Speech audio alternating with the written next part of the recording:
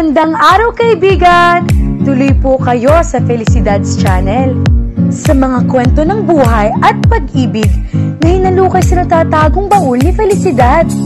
Pero bago po tayo magpatuloy, huwag niyo pong kalilimutan na i-like ang video, i-subscribe ang channel, at i-click ang notification bell para lagi kayong updated sa mga parating pa na upload.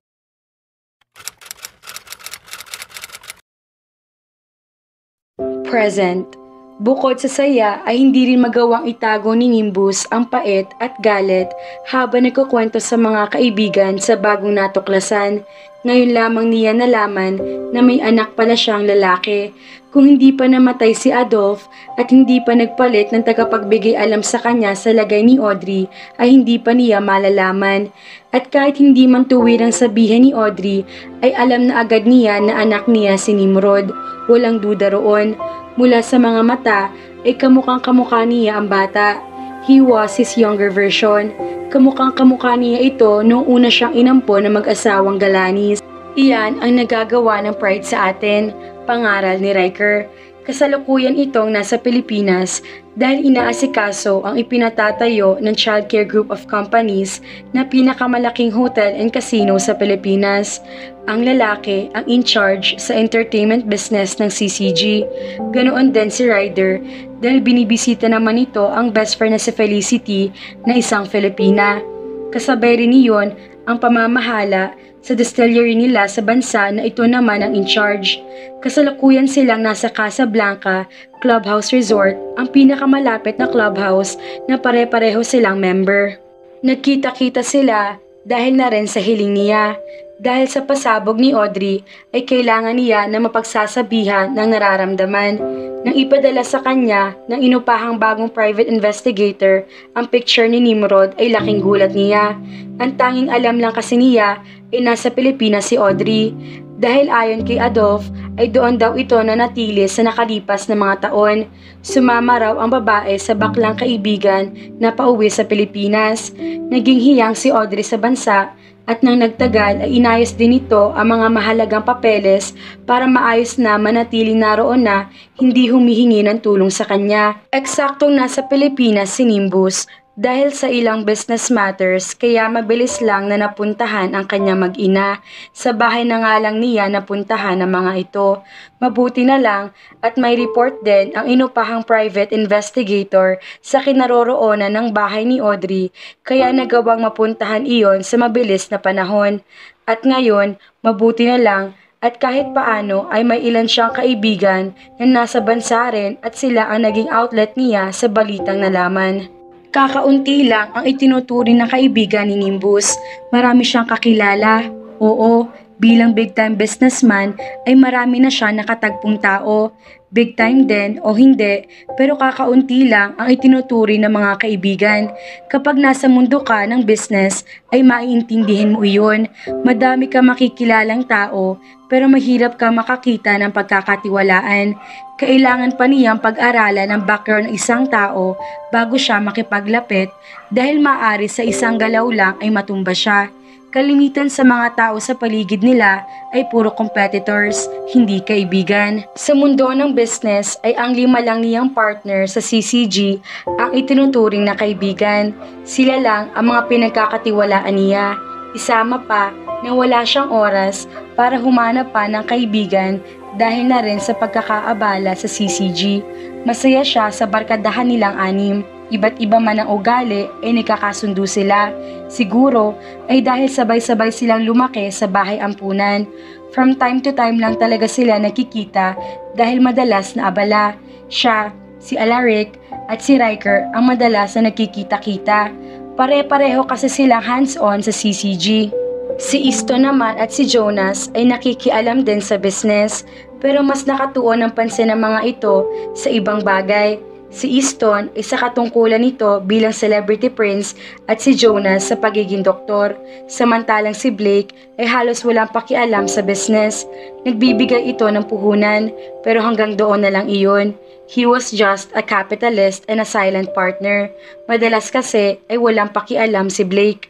Artist kasi, kaya may pagka-weird at gusto sa isang bagay lang nakatuon ng pansin. Dahil kapag nawala ang concentration, ay tila nababaliw. In short, lumalabas lang si Blake kapag natatapos na sa ginagawa. Hindi ito nagpapaabala kanino man kapag may ginagawa na painting, na hindi naman maiiwasan kapag isa kang businessman kagaya nila. Ano nang gagawin mo ngayon? Kukunin mo ba kay Audrey ang bata? Tanong ni Alaric. Nagngalit ang ngipin ni Nimbus. Gusto niyang gawin iyon pero alam na magiging isang malaking gulo ang mangyayari. At nabasa niya minsan na malaki ang epekto ng relasyon ng mga magulang sa emosyonal na bahagi ng isang bata. Ayaw niyang gumawa ng gulo, lalo na at napakabata pa ni Nimrod. Siguradong iyon kasi ang kahihinatnan kung sakaling pursahang kunin niya ang bata kay Audrey. Ramdam niyang mahal ng babae si Nimrod. At hindi ito papayag na basta na lang niyang kunin ang bata, kahit alam niyang napakadali lang para sa kanya na gawin iyon. Pwede naman siguro na hindi kami makarating sa ganoon, sagot na lang niya. Ganon? So, ang ibig mo bang sabihin ay aayusin mo na lang ang pagsasama ninyo ng asawa mo? Matalim na tinitigan ni Nimbus si Riker. Hanggang maaari ay ayaw niyang tawagin si Audrey sa estadong iyon. Hanggang ngayon ay hindi pa rin niya magawang tawagin ng babae na asawa. Hindi pa rin niya tanggap. At kahit kailan yata ay hindi niya magagawa. Napilitan lamang siyang pakasalan ang babae. Itinaas ni Riker ang kamay. Hey, nagsasabi lamang ako ng tunay. Asawa mo naman talaga si Audrey. Bakit hindi niyo na lang totohanin? Hindi yan kasali sa pagpipilian, Riker. Alam mo na ipinilit lang iyon. Dahil kaibigan niya ang mga ito, ay naikwento na rin niya ang ilang personal na bagay tungkol sa kanya. Kaya hindi siya nagngingimi na ikwento ang natuklasan ngayon. Kumunot ang noo ni Riker. Hindi ko maintindihan ang pagkaayaw mo kay Audrey. Maganda naman siya at wala ka namang girlfriend, kaya he set me up, Riker. Hanggang ngayon ay hindi ko siya mapapatawa dahil doon. Putol niya. Ever heard of the word move on, pare? Untag naman ni Alaric. Mukhang pati ito ay gusto ang mungkahi ni Riker. Kailangan mo nun. Ilang taon na ba nakalilipas? 7 taon? Isa pa, may asawa na rin si Kra at may anak na. Sa inyong dalawa, ikaw na lang ang hindi nakaka-move on. Kumunot ang noo ni Nimbus. Hindi niyo ko naiintindihan. Alam ninyong bukod sa pagkasira ng relasyon namin ni Kra, ay marami rin naidulot na masama ang ginawa ni Audrey noon. Oh yes, maybe, pero bata pa si Audrey noon. Hindi pa niya gaanong alam ang ginagawa niya. Being young is not an excuse to be stupid. 18 na siya noon, may isip na siya. Dapat ay inisip muna niya ang consequences ng maaring mangyari sa kanya bago niya ako. Hindi na niya maituloy pa ang sasabihin dahil kapag naaalala iyon ay bumabalik lang ang masasamang alaala sa isip. Inamin ni Audrey ang dahilan kung bakit nito nagawa sa kanya ang bagay na iyon. Mahal daw siya nito sa kabila na naging pagtrato niya rito. Ha? Kung ang pagmamahal nga sa isang kapatid ay hirap siyang ibigay sa babae, paano pa kaya ang isa pagmamahal ng isang asawa? Isama pa na dahil kay Audrey ay nawala sa kanya si Kra. Si Kra na kanyang unang pag-ibig. Hindi niya malimutan ang nakitang sakit sa mukha ng nobya nang malaman ang nangyari sa kanila ng itinuturing na kapatid. Nang dahil doon ay nakipaghiwalay ito sa kanya. Naging napakasakit niyon para sa kanya, kaya hindi niya mapatawad si Audrey sa ginawa nito. How I wish hindi kayo ang kasama ko ngayon. Mababait kasi kayo. Ito ay yung mga oras na nahihiling ko na nandito si Blake. Malamang maiintindihan niya ako. Matigas kasi ang puso ng kaibigan. Naiintindihan naman namin ang galit mo kay Audrey. Naiintindihan din namin na mahirap magpatawad. Pero ilang taon na kasi pare, pwede mo naman nabuksan ang puso mo. Walang mawawala sa'yo kasi wala ka namang commitment sa kahit kaninong babae. Saka may anak kayo, mas makakabuti sa anak nyo kung magkakaayos kayong dalawa. Sana ipag-isipan mo rin itong sinasabi ko, paliwanag ni Alaric. Tumangutango naman si Riker, tila sumasang-ayon sa payo ni Alaric. Naiwan nag-iisip si Nimbus. May punto si Alaric. Tumangutango naman si Riker, tila sumasang-ayon sa payo ni Alaric. Naiwan nag-iisip si Nimbus. May punto si Alaric, pero kaya ba niyang sundin ang mga payo ng dalawa kung hindi lang ang paghihiwalay nila ni Kra ang dahilan kung bakit nagalit siya ng husto kay Audrey, kung bakit sa halip na i-workout ang relationship nila ay hindi niya iyon pinansin? Maraming dahilan kung bakit galit siya kay Audrey. Mahihirapan siya na makisama sa babae. At sa totoo lang, ay namumuhi siya rito. Maganda si Audrey. Habang lumalaki ito, ay napapansin niya iyon. Gusto niya ang brunette at wavy na buhok ng babae. Napakaganda rin ang berdeng mga mata. Pinaghalo ang features ni Audrey ng mag-asawang Demeter at Talia Galanes. Ang balat ay kasing balat ni Demeter. Namana rin nito ang tangkad ng ama. Ang kurbada at magandang mukha naman ay namana kay Talia.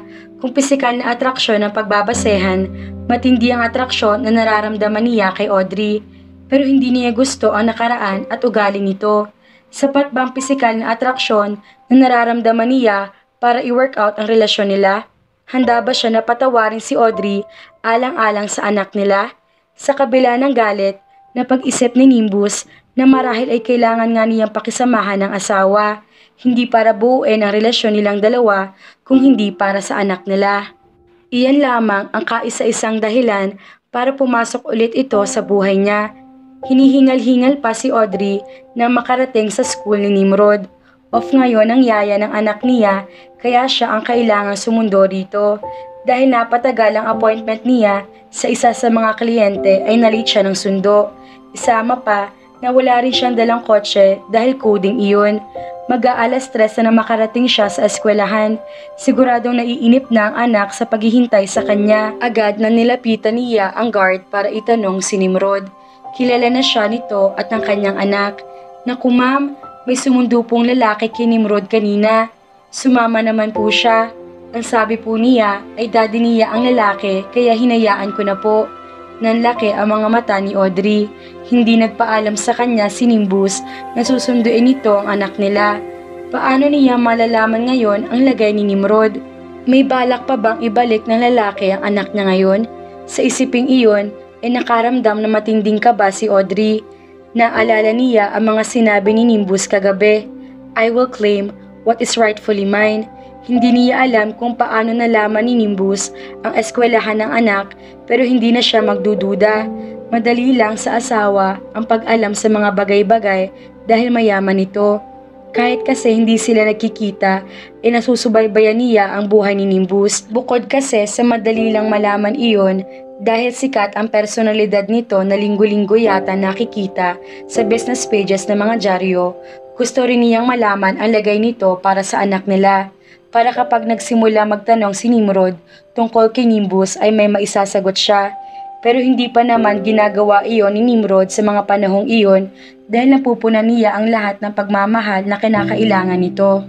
Mahal na mahal niya ang anak, kaya hindi niya makakaya kung ilalayo ito sa kanya ni Nimbus. Sukdulang makipagpatayan siya para mabawi ang anak. Kahit na alam na makapangyarihan ng asawa ay lalabanan niya ito. Ang tanging hindi lang yata naging madali kay Nimbus ay ang malaman agad ang naging existence ng anak. Pero kung ano man ang dahilan kung bakit hindi nito iyon nagawa ay hindi na importante kay Audrey. Ang kailangan niya ay mahanap at mabawi ang anak. Magsasalita sana siya upang pagsabihan ang guard nang tumunog ang cellphone niya. Unregistered ang number. Sinagot niya muna iyon. Kanina ka pa namin hinihintay. Nanlamig siya na makilala ang boses ni Nimbus. Nilinga-linga niya ang tingin na makakita ng itim na limousine sa hindi kalayuan. Isang exclusive school ang pinapasukan ni Nimrod. Pero kailanman ay hindi pa siya nakakita ng ganoong sasakyan ng mga magulang ng kaklase nito. Then it hit her. Naalala niya ang tungkol sa limousine na gamit din ito kahapon. It was Nimbus. Nakumpirma niya iyon nang bumukas ang bintana at inilabas ni Nimrod ang ulo. Mommy, over here! Nakahinga ng maluwag si Audrey nang makita ang anak. Pero hindi iyon naging cue para putulin niya ang tawag. Ibaba mong anak ko, Nimbus. This is kidnapping. Sinadya niyang sabihin iyon sa cellphone dahil ayaw niya makita ng anak na nag-aaway sila ni Nimbus. Kung kidnapping ang ginawa ko, sana ay kanina ko pa siya inilayo. Sana Hindi namin hinintay ang mommy niya na hahayaang pabayaan ng anak niya maghintay ng mahigit sa 1 oras.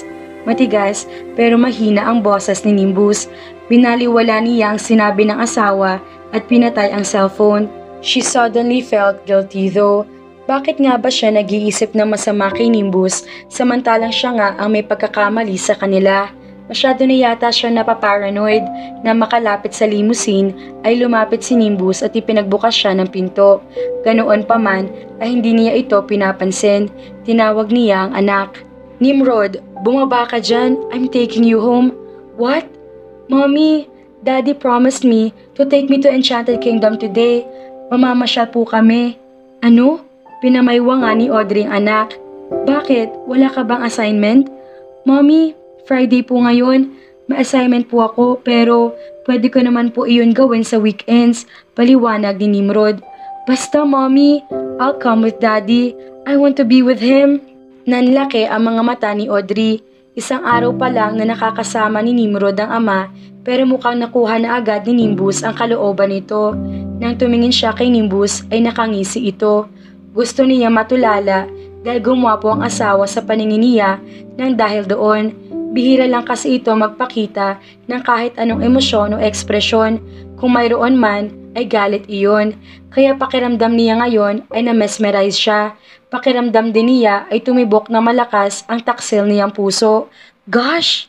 It has been 7 years but binura ni Audrey ang nasa isip. Hindi importante ang nararamdaman niya kay Nimbus sa ngayon.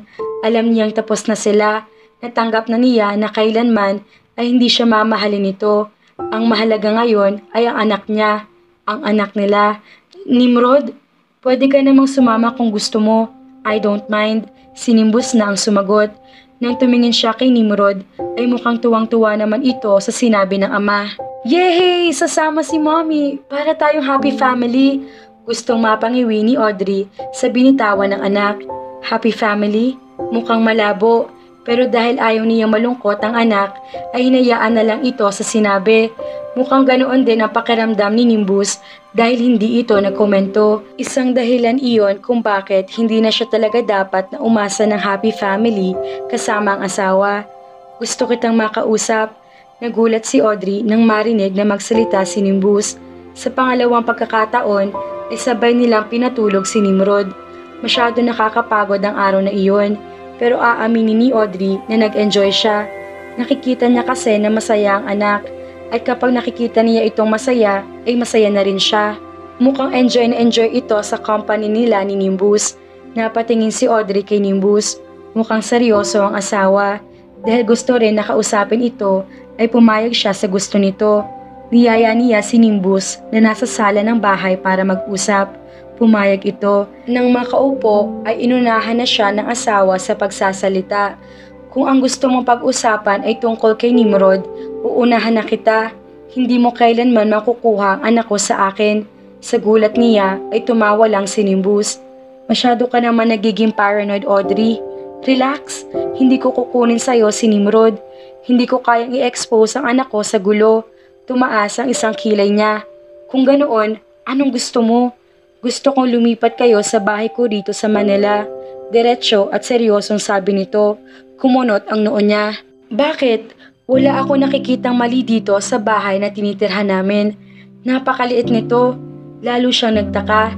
Ano, sa isang tao na lumaki na may gintong kutsara sa bibig, alam ko. Pero masaya ako dito.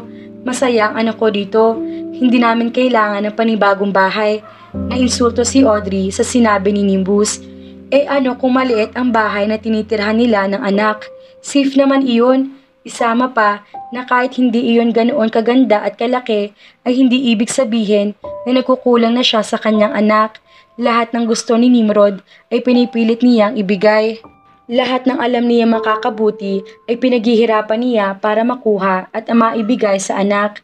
Maganda man ang career ngayon ni Audrey pero hindi ibig sabihin niyon na madali lang niya narating ang kinaroroonan. Ang daang papuntang tagumpay sa buhay ni Audrey ay hindi ganoon kadali. Meron ding tuwid, minsan ay liko-liko, minsan din ay may lubak.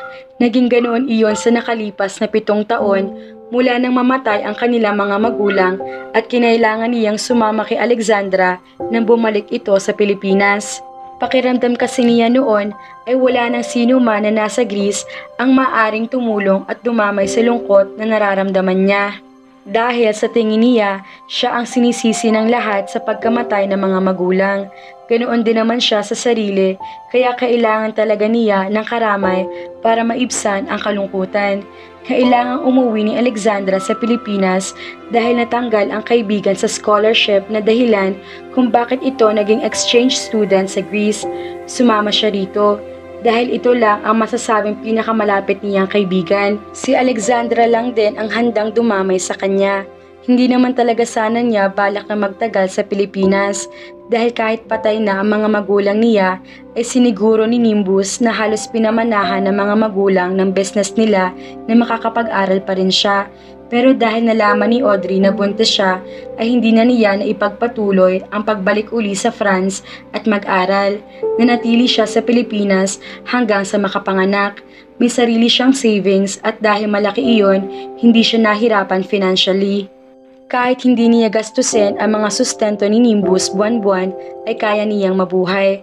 Na makapanganak ay sa Pilipinas na niya itinuloy ang pag-aaral dahil nagustuhan na ang kultura ng bansa at na-adapt ang ilang kaugalian ng mga Filipino.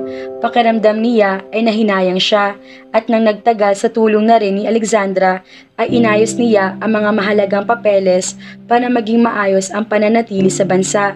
At hindi man ganoon karangya ang kanyang buhay sa Pilipinas, kagaya noong buhay pa ang mga magulang at nasa Greece pa ay naging masaya siya. She lived simply. Samantala, hindi man legal na inampon ay kay Nimbus nga ipinagkatiwala ng mga magulang niya ang business.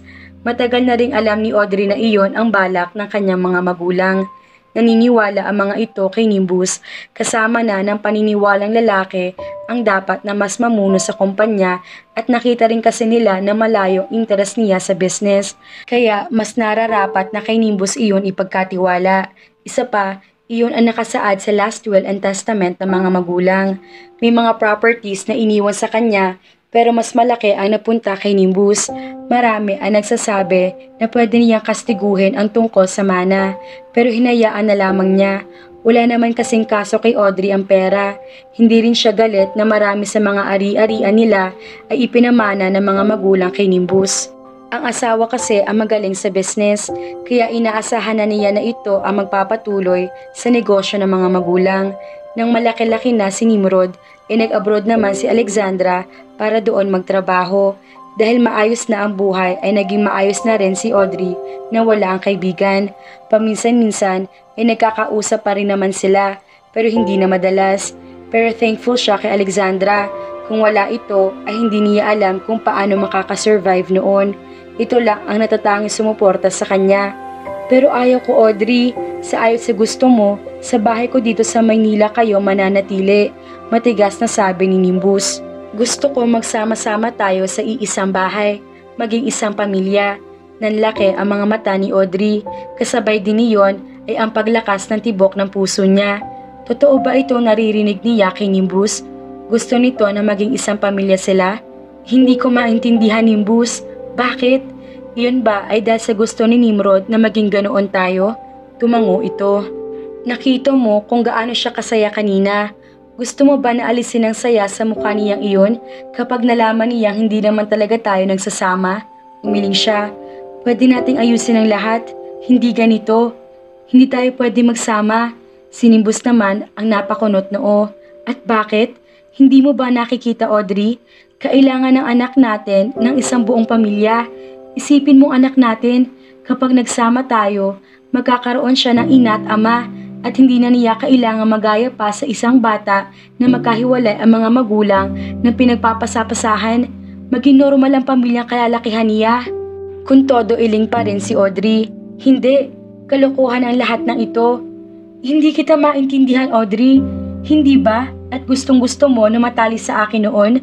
Na mapalapit sa akin? Bakit ngayon binibigyan na kita ng pagkakataon ay inaayawan mo? And please, wag na wag mong sisirain ang mga sinasabi ko para sa ikabubuti ito ni Nimrod. Wala ako nakikitang mali dahil bukod sa kanya ay may isa pang dahilan kung bakit dapat tayo magsama.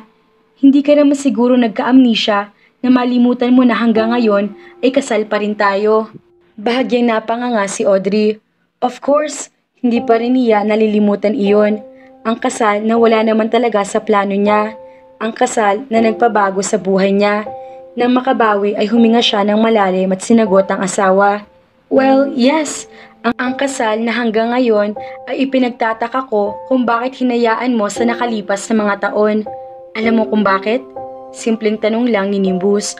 Umiling si Audrey. Dahil sa Galanes Shipping? Saad niya. Alam niya na isa sa mga provision para makuha ng asawa ang business na iyon ng kanilang pamilya ay ang manatiling kasal sa kanya. Sa yaman mo na ngayon, nakakapagtaka na gugustuhin mo pa rin ang business ni na Papa. Yeah, pero iyon ang naging stepping stone ko para umangat sa mundong ito kaya mahalaga iyon para sa akin. Paliwanag naman ito. Bahagyang nanlumo si Audrey. Gusto niya makarinig na iba pang dahilan mula kay Nimbus. Pero tama bang umasa kung alam niyang sa simula pa lang ay talo na siya? Siguro masyadong mas sentimental na tao si Nimbus. Kagaya na lang ng pag-hold nito sa mga naging unang kaibigan. Hindi na dapat siya umasa na may iba pang dahilan. Pero hindi natin mahal ang isa't isa. We can't be together. Nakita niya kumibot-kibot ang sulok ng mga labi ni Nimbus. Talaga? Not even from you? Kung hindi lang alam ni Audrey ang totoong nararamdaman ni Nimbus sa kanya, malamang ay kikiligin siya. But come to think of it, bakit nga ba siya kikiligin doon? Siya na ang nagsabi na common na iyon. Kahit siguro ang katulong na nilalandi lang ni Nimbus ay maaaring sinasabihan din ito ng ganoon. Bakit ba siya maapektuhan? Dahil may nararamdaman ka pa rin sa kanya. Nag-init ang pisngi ni Audrey sa naisip. She felt bad. Bakit niya nararamdaman iyon? Naka-move on na siya sa asawa, diba? Tanong niya sa sarili, pero wala man siyang nakuhang sagot. 7 taon na nakakalipas Nimbus. Nagbabago ang tao. Itinaas ni Nimbus ang isang kilay. Tila hindi pa rin naniniwala. Naramdaman ni Audrey na unti-unting gumapang ang kamay ng asawa sa armrest na kinauupuan niya at kinuha ang kamay niya. Kasabay ng pagbayo ng dibdib ay ang paglalamig din ng buong katawan niya. Pero sandali lang iyon. Nang masanay siya sa hawak nito, ay init naman ang nararamdaman niya. Gusto niyang pigilan ang nararamdaman. Gusto niyang sampalin ang sarili dahil pakiramdam niya ay nahihibang na naman siya. Pero gusto niya ang pakiramdam ng hawak ni Nimbus. Napapikit pa siya sa naramdamang mainit na sensasyon. Hindi pa rin siya immune sa asawa. Lumapit pa si Nimbus sa kanya. Mas humigpit ang mga hawak nito. Mula sa kamay niya ay napunta iyon sa kung saang parte ng katawan niya. Maya-maya pa ay naramdaman na rin ang mga labi nito na dumadaus-os sa mga kamay nito. Hanggang sa nawala na ang mga kamay nito at tanging mga labi na lang ang gumagawa ng galaw. Ilang sandali pa ay tumigil sa leeg ni Audrey ang mga labi ni Nimbus. She felt burned. Tumataas ang temperatura niya dahil sa init ay pinadarama nito sa kanya. Feel that? Hindi pa rin ba yan sapat na dahilan para sumama ka sa bahay ko? Na magsama tayo? Bahagya pang tumawa si Nimbus. Parang binuhusan ng malamig na tubig si Audrey. Yun na nga bang sinasabi niya? Tinutukso lang siya ng asawa. Tumayo na si Nimbus mula sa kinauupuan na tila baliwala lang ang lahat na nangyari. Sana ay maintindihan mo ang ibig kong sabihin. Aasahan ko bukas na nakaayos na ang mga gamit niyo pagdating ko rito. Kilala mo ko, Audrey. I won't take no for an answer. Saad nito bago tuluyang umalis. Pulang-pula ang mukha ni Audrey. Pinagsasampal niya ang sarili sa kahihiyan. Hinayaan lang niya si Nimbus na akitin siya. Napakahina talaga niya. Pakiramdam niya ay isa na naman siyang talunan. Natunaw kaagad siya sa mga halik nito. After all, gusto pa rin niya si Nimbus. Gusto pa rin niya si Nimbus. Ganoon pa rin kagaya ng dati, siya lang ang nagmamahal. Hay naku mga kafelisidad. Pumayag kaya si Audrey na lumipat sa bahay ni Nimbus? Paano ng kanyang damdamin? Baka masaktan na naman siya dahil alam niya na siya lamang ang nagmamahal. Matutunan kaya ni Nimbus mahalin si Audrey? Abangan!